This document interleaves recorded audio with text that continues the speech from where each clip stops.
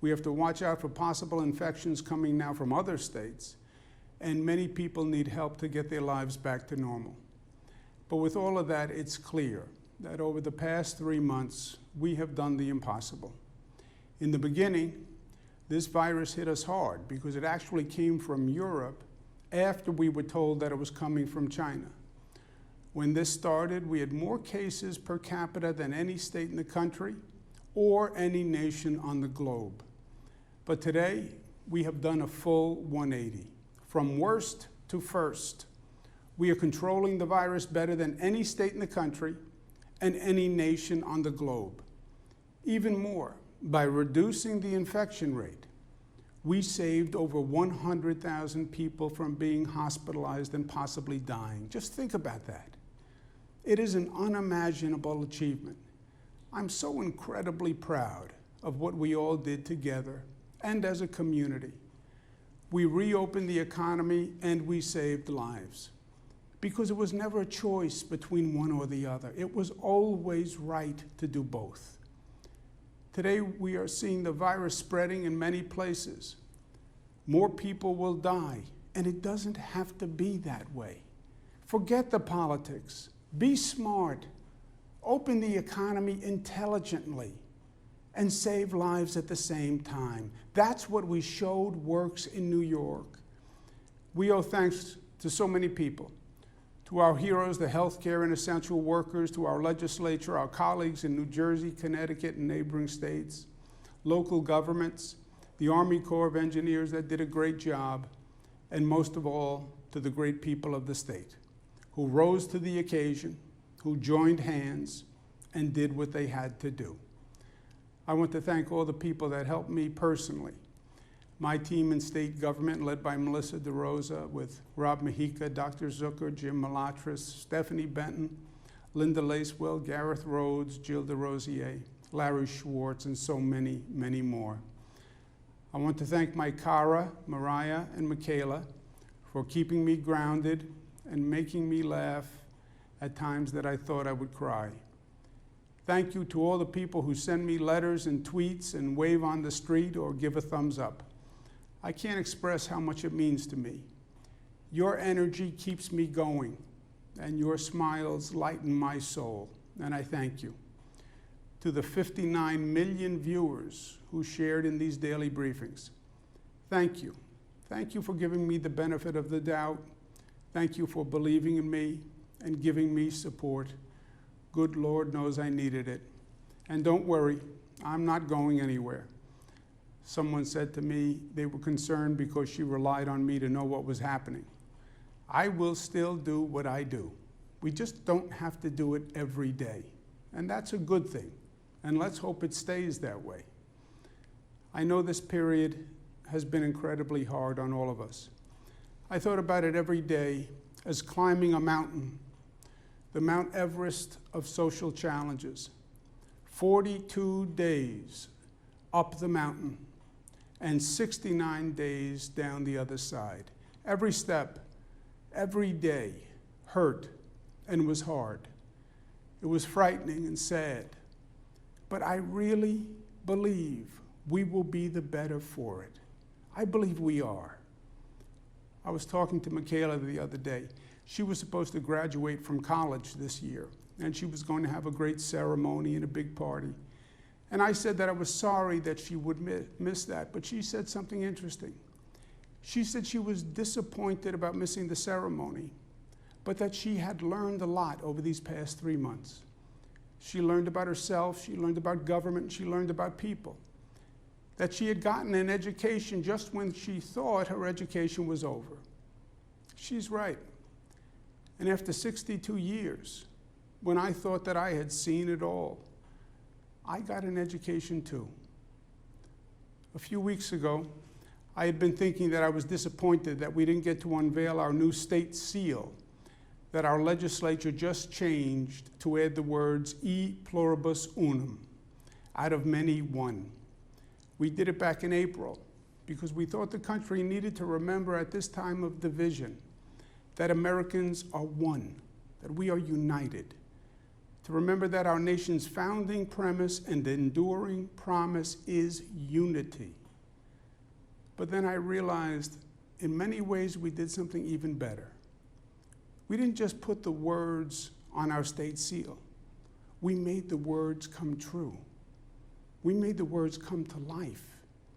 In this crisis, we were united. We were there one for another. We did act as one. It was extraordinary. I've never seen or felt anything like it.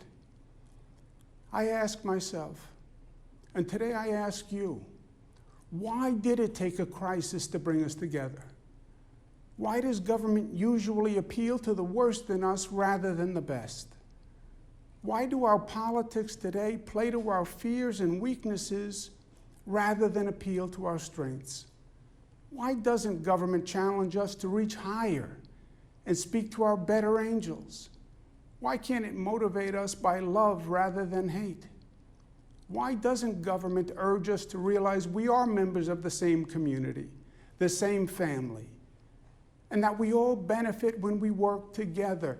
Isn't that what we really showed over the past 111 days? That working together works.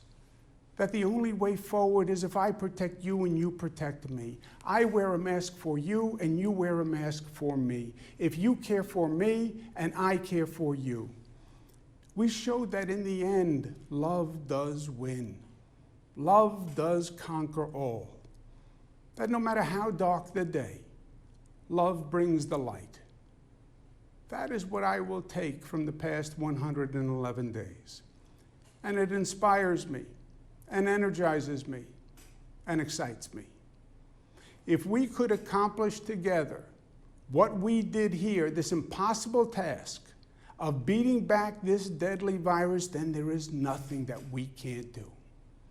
And we will be better, and we will be stronger for what we have gone through. And it shows us how capable we are when we are at our best. It shows us that we have great potential to do even more, and we will. Now, New York must lead the nation on police reform and lead the way on building back better. We must lead the way on re-energizing our economy and protecting our environment, and then welcoming a new era of civil rights and social justice. I know that we can. We learned that our better angels are stronger than our demons. And sometimes we just need to listen for them. Over the past 111 days, we heard them, and it was beautiful. Let's keep listening together. Thank you for everything, and God bless. The first day I went before the people of New York State, and I said, I'm going to tell you the truth. I'm going to tell you the facts the way I know it. We are going to fight every way we can to save every life that we can. I did one thing right as governor that I'm proud of. I got the people involved in this situation to a greater degree than they have been involved probably in modern history. This was of such a magnitude that unless people engaged and understood and bought into this, government was impotent. People had to understand the facts, and people had to engage in governing themselves in a way they hadn't in decades.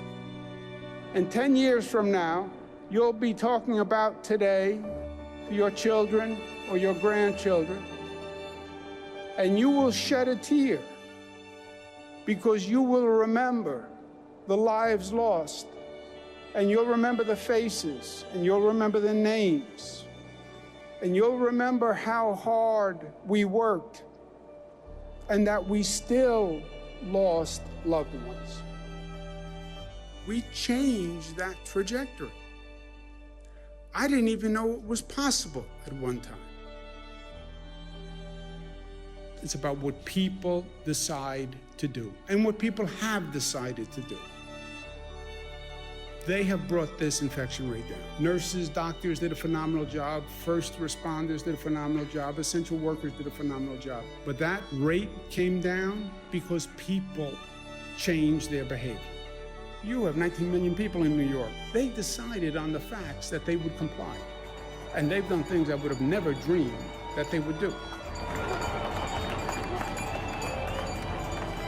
We have the lowest rate of transmission. The phased reopening is working. Stay the course. And we all have to stay responsible. Because we are New York tough. And I love New York because New York loves you. New York loves all of you. Black and white and brown and Asian and short and tall and gay and straight. New York loves everyone. That's why I love New York. And at the end of the day, my friends, even if it is a long day, and this is a long day, love wins. Always.